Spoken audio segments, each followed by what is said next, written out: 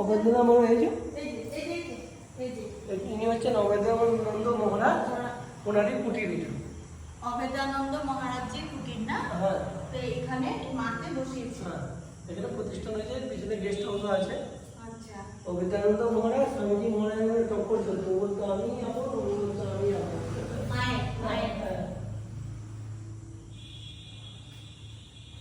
এখানে গোপালের ছবিটা দেখুন কত, জগন্নাথ সব আছে।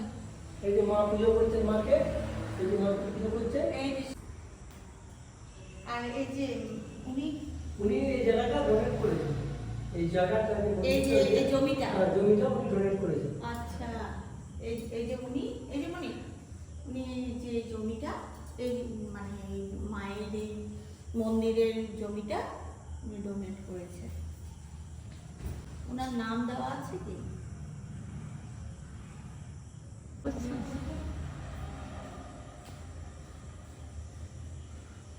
গোপাল বসানো আছে না? গোপাল আছে, কালী আছে, মা আছে। ও ভগবান।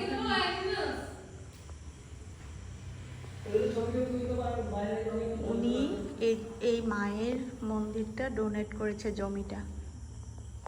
ওনার মূর্তিটা এখানে বসানো আছে।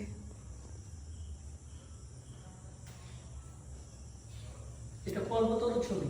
হ্যাঁ, এটা তো কল্পতরু। হ্যাঁ, স্বামীজির সঙ্গে আর এই অভেদানন্দজি মহারাজের সঙ্গে টক্কর করতো না?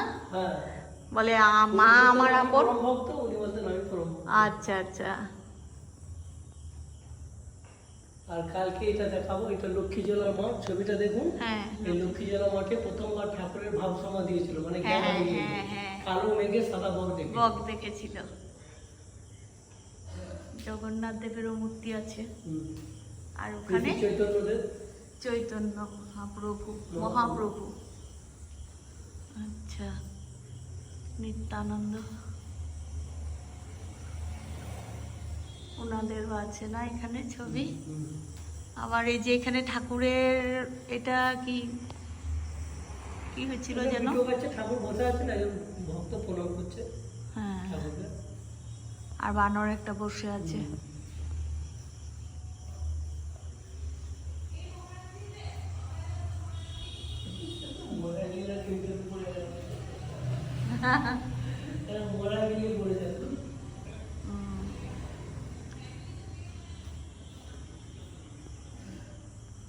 সুন্দর, খুব সুন্দর।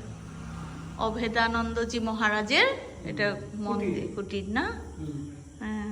উনি কি এখানেই থাকতেন, অভেদানন্দজি মহারাজ? এখানেই থাকতেন? না, এটা নতুন হয়েছে। ওনার কুটিরটা হচ্ছে, মেন কুটিরটা হচ্ছে ওই দিকে আগে যেতে হবে। আগে না, অন্য জায়গায়। আচ্ছা।